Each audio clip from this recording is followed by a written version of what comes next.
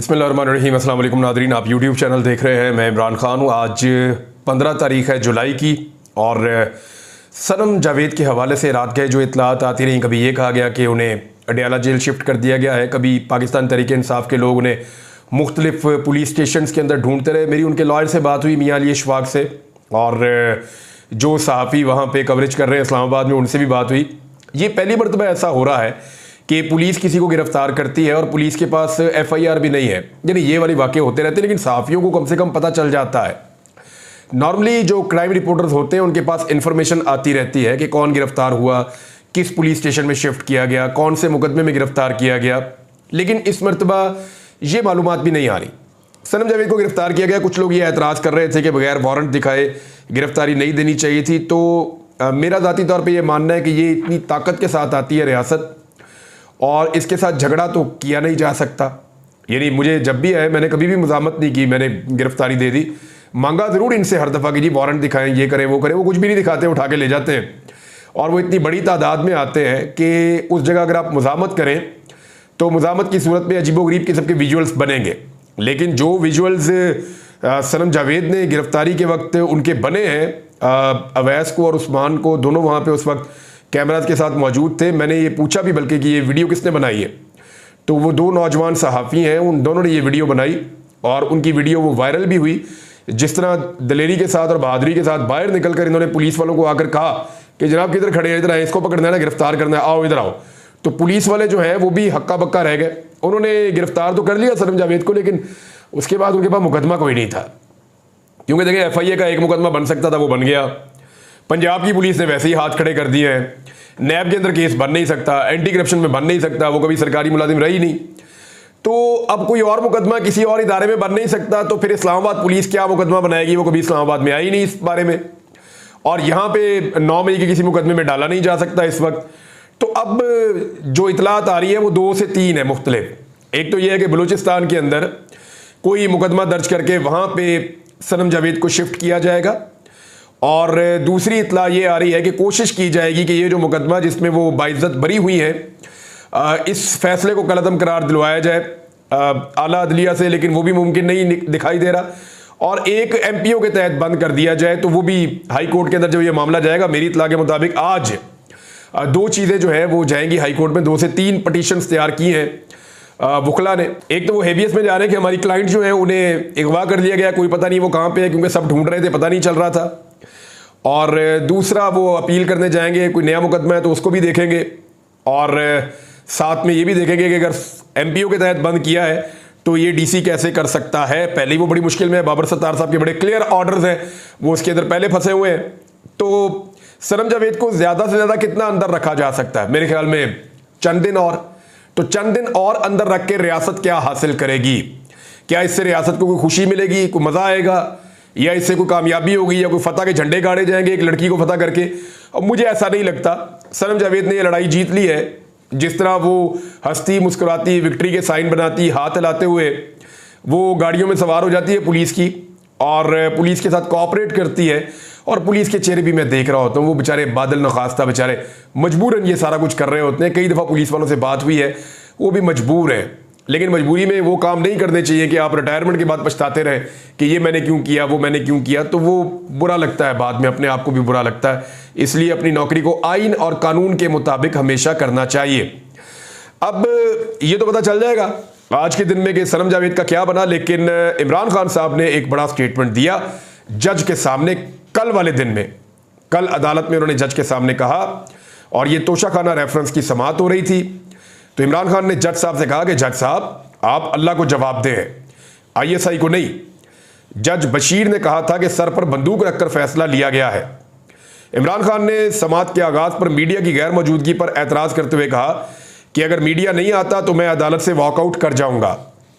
इमरान खान के एतराज़ पर अदालत ने मीडिया नुमाइंदगान को जेल के अंदर बुलाने का हुक्म दिया। मीडिया नुमाइंदों को अदालत में दाखिल होते ही समाअत का आगाज हो गया। इमरान खान साहब रोस्ट्रम पर आ गए और जज से मुकालमा किया। इमरान खान ने कहा कि जज साहब, मेरी बीवी का तोशाखाना से कुछ लेना देना नहीं है। जेल में 4 मरतबा मैंने कुरान पाक पढ़ा है। इसमें जजेस पर अल्लाह ताला ने बहुत बड़ी जिम्मेदारी डाली है। बुशरा बीबी को सिर्फ मुझे अजियत पहुंचाने के लिए जेल में रखा हुआ है। मेरी बीवी को बादशाह सलामत टारगेट कर रहे हैं क्योंकि मैंने इसको आईएसआई के ओहदे से हटाया और मेरी बीवी ने इसकी सिफारिश नहीं की। उन्होंने कहा कि साबिक वज़ीर आज़म को रात 12 बजे बताया जाता है कि सुबह नया केस लगेगा। नैब वाले रोबोट हैं और तनख्वाह देकर जो मर्जी काम करवा लें। पहले जिस रेफरेंस में सजा हुई वो ज्वेलरी सेट हमारे पास है और इसकी कीमत 1 करोड़ 80 लाख रुपए थी, लेकिन उन्होंने 3.25 अरब कर दी। इमरान खान का कहना था मैं सिर्फ अपनी बीवी की बात करता हूं, इसको दोबारा गिरफ्तार करके बहुत गलत किया है। पहले आफ्ताब सुल्तान और दीगर लोग मुस्ताफी हुए क्योंकि ये गलत फैसले कराना चाहते थे। दूसरा केस इसलिए बनाया है क्योंकि इनको पता चल गया है कि पहला सेट हमारे पास है, जंगल के बादशाह ने सब कुछ कराया है। समाअत के दौरान बानी पीटीआई इमरान खान और बुशरा बीबी एक साथ बैठे रहे। अच्छा जी, इमरान खान साहब की और गिरफ्तारियां भी डाल दी गई हैं। ये 12 मुकदमात हैं जिनकी तफसील मेरे पास है। 9 मई के 12 मुकदमात हैं जिनमें इमरान खान साहब की गिरफ्तारी डाली गई है और ये 12 के 12 मुकदमात जो हैं वो लाहौर के हैं, मुख्तलिफ पुलिस स्टेशन के। ये 4 से 5 मुख्तलिफ पुलिस स्टेशन हैं जिनके ये 12 मुकदमात हैं और इमरान खान के खिलाफ मजमूई तौर पर 16 मुकदमा दर्ज हैं, जिनमें से 4 में उन्होंने जमानत करवा रखी है। बाकी 12 के अंदर इमरान खान साहब को गिरफ्तार कर लिया गया है और ये इसलिए किया गया कि मुमकिन है कि तोशाखाना मामले में पाकिस्तान तहरीक इंसाफ के बानी चेयरमैन इमरान खान साहब और उनकी अहलिया को रिलीफ मिल जाए तो बुशरा बीबी तो आज़ाद हो जाएंगी, लेकिन फिर इमरान खान साहब जो है उन्हें 9 मई के मुकदमात में फंसाया जाएगा और इन मुकदमात में भी अब अदालतों के साथ रुजू किया जाएगा पाकिस्तान तहरीक इंसाफ की टीम की जानिब से। तोशाखाना केस पे फवाद चौधरी ने भी रद्द-ए-अमल दिया।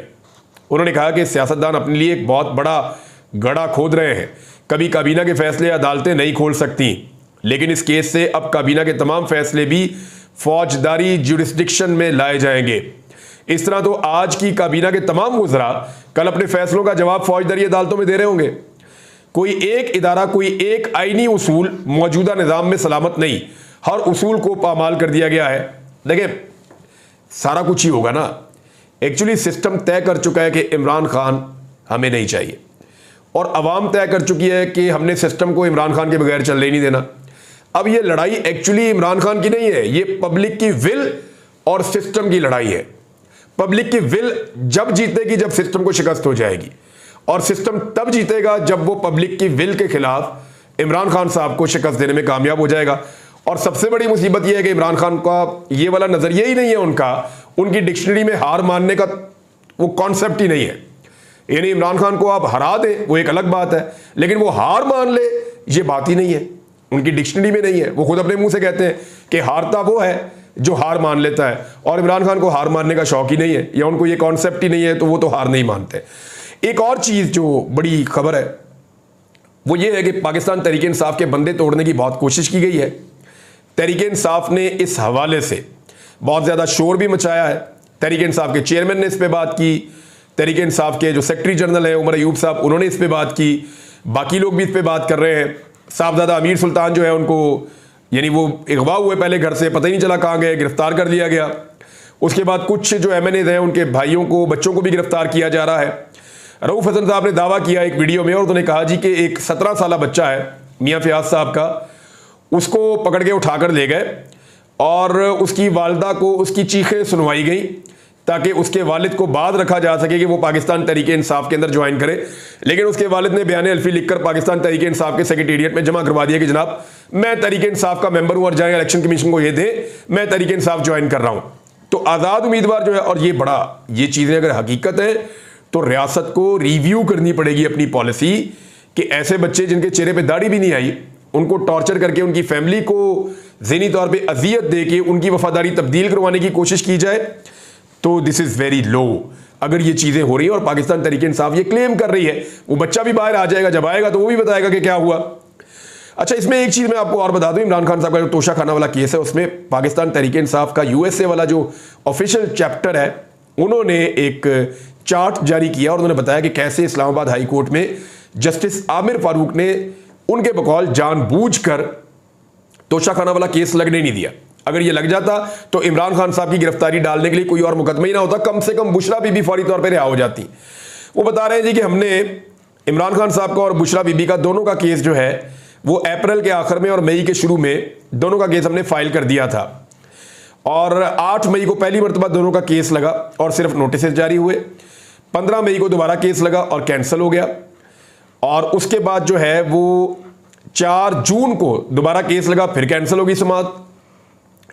और फिर 25/6/2024 ये दोबारा जनाब इसकी कैंसिलेशन हो जाती है रजिस्ट्रार ऑफिस की तरफ से। और उसके बाद 4/7/2024 यानी 4 जुलाई 2024 को दोबारा ये केस लगता है। और अब जो है दोबारा फिक्स कर दिया गया है, अर्ली हेयरिंग के लिए इसकी दरखास्त की जाती है और अब ये फिक्स है 17/10/2024 के लिए। तो ये आमिर फारूक साहब को वो इसलिए बार बार कहते हैं कि जी आप हमारे केसेस ना सुने, क्योंकि आप सुनते हैं तो फिर इस तरह के काम होते हैं और उस पर उनको एतराज़ भी है। पाकिस्तान तहरीक इंसाफ का ये कहना है कि ज़्यादातर लोग अपने पाकिस्तान जो आज़ाद जीत कर आए हुए हैं, 41 लोगों की लिस्ट आई थी सुप्रीम कोर्ट से कि 39 ऐसे थे जो पाकिस्तान तहरीक इंसाफ के पक्के थे, जो तहरीक इंसाफ के उम्मीदवार डिक्लेयर हुए थे। 41 ऐसे थे जिन्होंने 15 दिन के अंदर अंदर पार्टी ज्वाइन करनी थी और वो 41 में से ज़्यादातर ने कर ली है। जो डाटा अभी तक आया है उसमें 3 लोग पाकिस्तान से बाहर हैं और एक जो है वो आपके सामने उनकी गिरफ्तारी का आ रहा है, कुछ लोग इधर उधर हैं। तो फिर भी अभी तक लगभग 30 से ज़ायद लोग, 35 के करीब बताए जा रहे हैं कि उन्होंने पाकिस्तान तहरीक इंसाफ को बाकायदा एफिडेविट जमा करवा दिए हैं। तो अब तो 2/3 अक्सरियत वाला जो ख्वाब है वो तो हो गया ख़त्म। अब तो जो मर्जी करने उल्टे लटक जाए, एक ही रास्ता है कि किसी तरह सिकंदर सुल्तान राजा से एक और गैर आईनी और गैर कानूनी काम करवा लिया जाए। मिसाल के तौर पे सिकंदर सुल्तान राजा को यह मशवरा दिया जा रहा है कि आप अदालती फैसले के खिलाफ जाएं और जो पाकिस्तान तहरीक इंसाफ के लोग आपको बयान अल्फी जमा करवाएं लाके, उनको आप मानने से ये कहकर भी इनकार कर दें कि जनाब इनके तो पार्टी इलेक्शन नहीं हुए, तो सदर कौन है और सेक्रेटरी जनरल कौन है, तो इनका जो दिया हुआ पेपर है उसको हम तस्लीम नहीं करते। लेकिन अदालत के अंदर ये बहुत बुरी तरह फंस जाएंगे। उसकी एक वजह है, क्योंकि अदालत ने यह भी हुक्म दिया हुआ है तहरीरी हुक्म में कि अगर इलेक्शन कमीशन ऑफ पाकिस्तान को इस सारे मामले में कोई सवाल पूछना है या कहीं पे जाके वो फंस जाए तो वो इन चैम्बर आके जजेस से राब्ता करके अदालत से राय ले सकते हैं। लिहाजा सिकंदर सुल्तान राजा साहब ने अगर अब कोई शरारत की या कोई ऐसा काम किया चीफ इलेक्शन कमिश्नर ने कि वो पाकिस्तान तहरीक इंसाफ से उन्होंने कोशिश की कि ये मेंबर शामिल ना हो या इनको रोका जाए या मखसूस नशिस्तें ना दी जाएं, तो फिर उनके ऊपर मुकदमा भी हो जाएगा। वो फंस जाएंगे बहुत बुरी तरह और उनके ऊपर बड़ा तगड़ा रेफरेंस भी आ जाएगा। रेफरेंस बनने का आगाज जो है वो पाकिस्तान तहरीक इंसाफ ने अमली तौर पर किया हुआ है।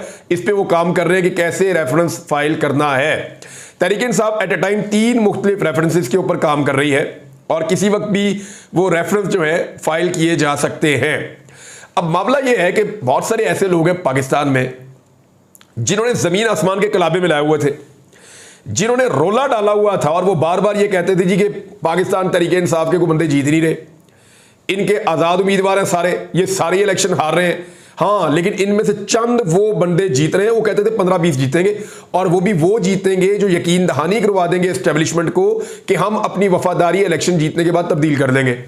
लेकिन आप देखें हुआ क्या कि वो तकरीबन 180 सीटें जीते हैं, जिनमें से बदतरीन धांधली करने के बावजूद भी वो आज भी पाकिस्तान में पार्लियामेंट की सबसे बड़ी सियासी जमात के तौर पे मौजूद हैं। सबसे बड़ा जो धांधली का हिस्सा है वो PMLN को दिया गया है, नवाज शरीफ साहब को।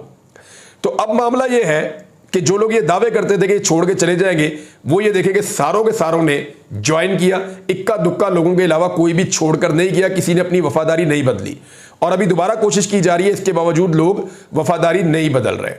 तो इमरान खान साहब या उनकी जमात ने हैरान किया और परेशान किया और मियां नवाज शरीफ साहब ने इसीलिए स्टेटमेंट दिया कि मखसूस नशिस्तों के फैसले पर मुझे हैरानी हुई है। नवाज शरीफ साहब हैरान हुए कि यह मखसूस नशिस्तों का फैसला कैसे हुआ। नवाज शरीफ साहब, पूरी कौम हैरान है कि यास्मीन राशिद साहिबा ने आपको धूल चटा दी। और इसके बाद कौम इस बात पे भी हैरान है कि कम से कम ख्वाजा साद रफीक साहब ने मुजाहरा किया गैरत का और उन्होंने कहा ठीक है यार, मैं इलेक्शन हारा हूं, मैं दोबारा लड़ूंगा इलेक्शन। और उन्होंने साबित किया कि वो एक रियल पॉलिटिशियन है। लेकिन मियां साहब आप वो भी नहीं कर पाए।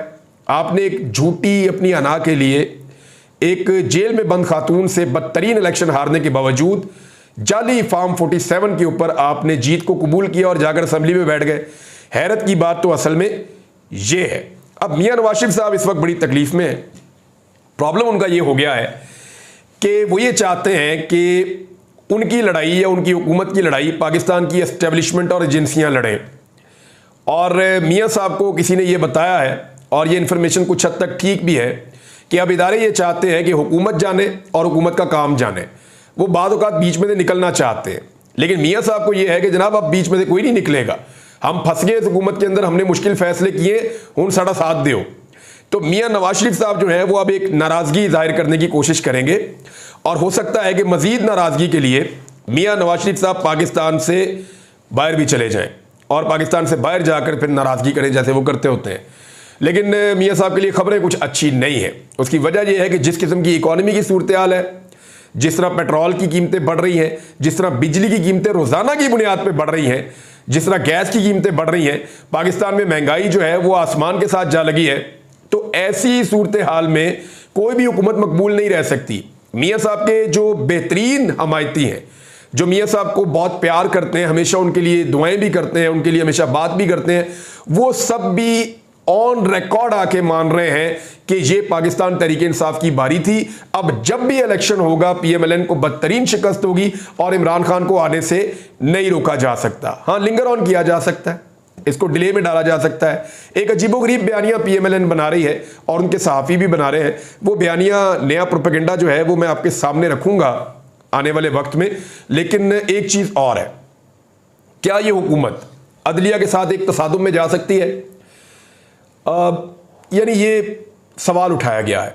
असद कैसर साहब ने भी ये बात की है कि ये हुकूमत अदलिया के साथ एक तसादुम जैसी कैफियत में जा रही है। देखिए, काजी फायज ईसा साहब इस वक्त चीफ जस्टिस ऑफ पाकिस्तान है और उनसे बेहतर चीफ जस्टिस नवाज शरीफ साहब को मिलेंगे नहीं। तो क्या उनकी मौजूदगी में ये अदलिया के साथ एक तसादुम में जाएंगे? नहीं जाएंगे। ये इंतजार करेंगे काजी फायज ईसा साहब की रिटायरमेंट का, और काजी फायज ईसा साहब की रिटायरमेंट के बाद नून लीग अदलिया पर रखकर अपनी एक नए सिरे से कंपेन शुरू करेगी। ये आप रिकॉर्ड में रख ले मेरी बात, कि जिस दिन काजी फायज ईसा साहब रिटायर होंगे उसके बाद मुस्लिम लीग नून जजेस के साथ एक जंग शुरू करेगी और वो ये साबित करेंगे कि वो विक्टिम है। हालांकि उन्होंने क्या कुछ किया है वो सारा कुछ मैं आपको एक वीलॉग डिटेल करके बताऊंगा। अब तक के लिए इतने, अपना ख्याल रखिएगा, अपने इस चैनल का भी। अल्लाह हाफिज़।